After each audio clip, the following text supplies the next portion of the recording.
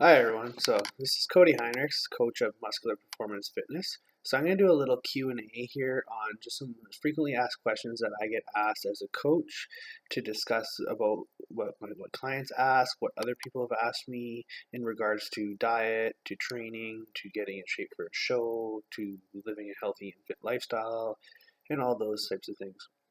So some questions that I get asked a lot is like what kind of foods should I be eating to, let's say, gain muscle or lose body fat, um, things like that, how many calories to eat, which I'm not a very big believer in calories because they're not all created equal. That's one main thing that people have the misinterpretation of.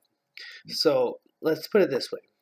If you take 1,000 calories from protein and you eat that in a day, and then let's say you ate 1,000 calories from carbohydrates, and let's say that's the only thing that you ate. Let's say theoretically we would eat more than 1,000 calories in a day, but if you're gonna eat 1,000 calories from carbs, you're gonna be eating about 250 grams of carbs, but you're not gonna be eating any protein or very little. That's trace amounts that are in your foods, but it's going to have a different effect on your body because what happens when carbs go in your body, it creates insulin release, so insulin spike. So when your body releases insulin, then your body, that's a fat storing hormone, but it's also a shuttling hormone. So it's not wrong to have insulin in your body. Your body's going to release insulin no matter what at a low amount. So you got to have some kind of carbohydrates. It's just controlling the amount, and it varies from person to person. So like if some people handle carbs very, very well, and some just don't. They just eat it. They're more insulin resistant. They're really susceptible to when they eat it, and it's like their body doesn't know what to do with it. So it's like trying to put it into the muscles, but it can't really put it there properly. So then any kind of excess carbohydrates, which is our energy source for our body, if you have an overabundance of it, it's going to be stored as body fat. So that's what stored energy is. It's body fat. So the people that are resistant to insulin, meaning that they can't process carbs that well, they're gonna store body fat a lot easier than the other person that maybe they're not resistant to insulin. Maybe their body processes it very well and uses it properly and knows what to do with it. But still, for those people that aren't insulin resistant, too much will create fat storage because any source of energy at too high amounts, let's say at one sitting or even in the course of a day, or depending on your output in the gym and that type of thing, it's going to vary a lot in how much carbs you actually need. So let's say someone trains very, very hard, but maybe they have a very sedentary lifestyle otherwise. So maybe they train hard once a day, twice, maybe twice a day, let's say, but the rest of their lifestyle, they just sit at a desk all day, work, that type of thing. They're not really doing much. So when they're not doing very much, they don't really need the carbohydrates in their body because their body's not needing that energy source to provide for activity or anything like that. So at that time of the day, it's not very appropriate to take in the carbohydrates because you're not going to be using it very much. And if you do take in carbohydrates at that time of day, if you have a faster metabolism, you're trying to pick more slower digesting carbs, lower in the glycemic index, like let's say brown rices or yams or things like that, or quinoa, or oatmeal. Those are all like complex carbs. They're very just slow digesting.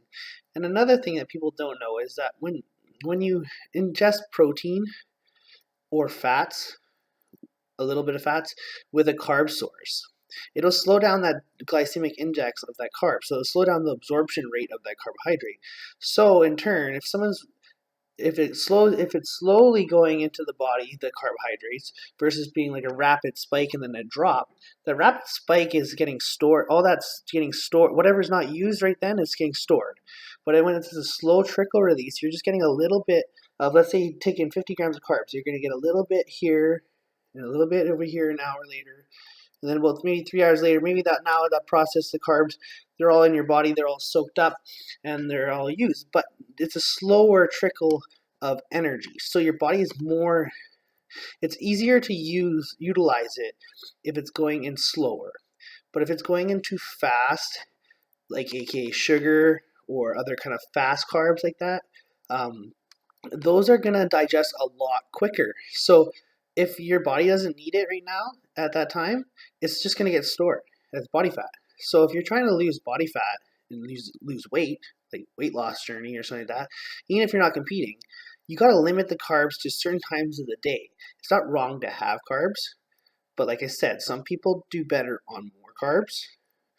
But if you're gonna have more carbs, when you eat carbs at a meal, you don't really want to have a high amount of fat with the carbs, because when you eat a high amount of fat with carbs, fat is another energy source. So there's diets like keto diets out there that are great. They're great diets.